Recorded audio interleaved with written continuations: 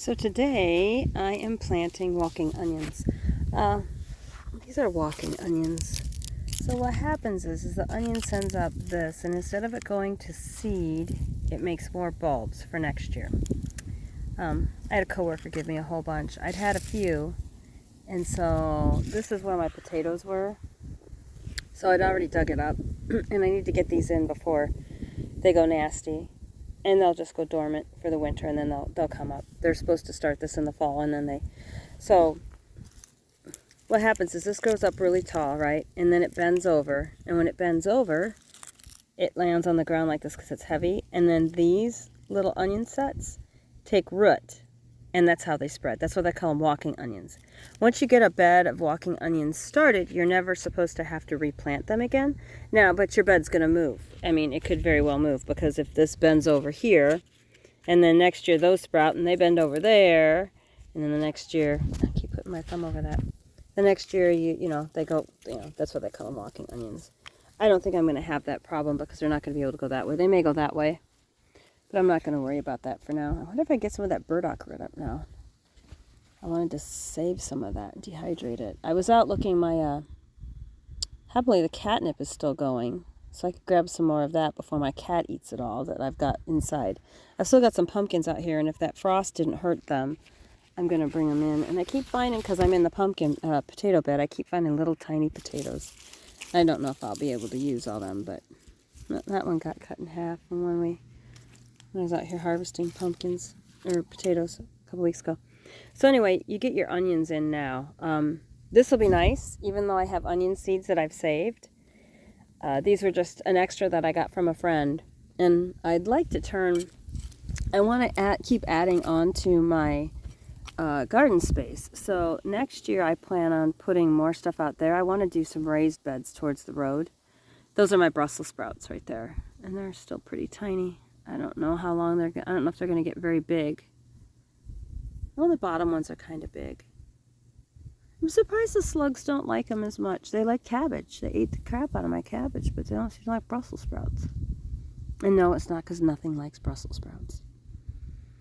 So I will turn this into like a little onion patch here. I've got the asparagus and strawberries over here. As I move more towards permaculture, I think that part of this is going to become my my pottage garden, where I'm going to have more set things in the area, so that I will move like lettuce and stuff I took out of the garden this year, and I put it in the back of the house.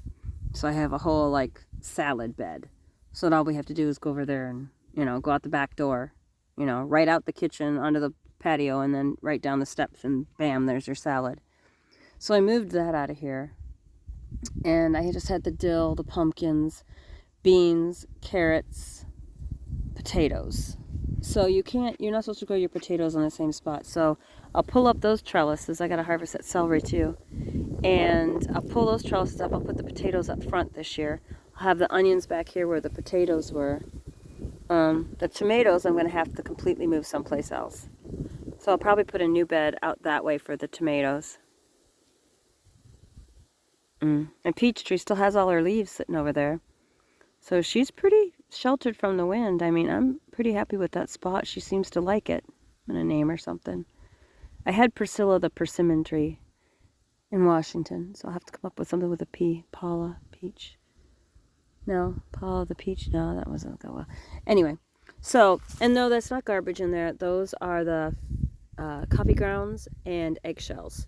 The eggshells will break down and turn into calcium and help supplement the garden with calcium. Calcium is really important for your blossom rot. And the coffee grounds are really, really high in nitrogen. So I save them all, and I just throw them out here just like that. Because you know what? That little bit of paper will disintegrate, and it will give it a little bit more carbon, I guess, instead of being able out here putting chips and stuff.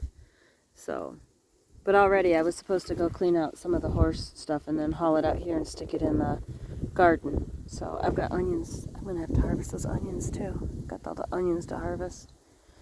I'm going to go that way, I think, with a raised bed right there, so I can cover up all that stuff that's just taken over. And then I'll put my pumpkins in a raised bed and let them go out that way, so that they're not in my garden. I need to move on. Wow, that parsley came back. That's all the parsley. I chopped all the parsley down so that I could dehydrated and it's coming back. So I don't know how long this warm spell is going to last, but if it keeps lasting, that parsley, I might be able to get a second harvest out of it. There's some flat leaf parsley in there too, but I really like that curly leaf parsley. The guinea pigs really like it too. So I've got to wrap my trees yet, but I don't have to get that done today. It's really nice. It's going to be nice tomorrow, so it'll give me something to do tomorrow. Anyway, walking onions, if you can find some, try setting a little perennial like onion patch.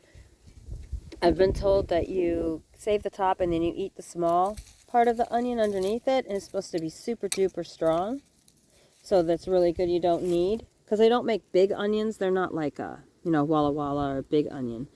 They're a smaller onion, but they're really potent in flavor, which that's fine with me. It's easier to store. I don't know how well they store, but they're an onion. They'll dehydrate just like any other onion if you end up having to dehydrate them. So there you go. Walking onions. Have a good day, guys.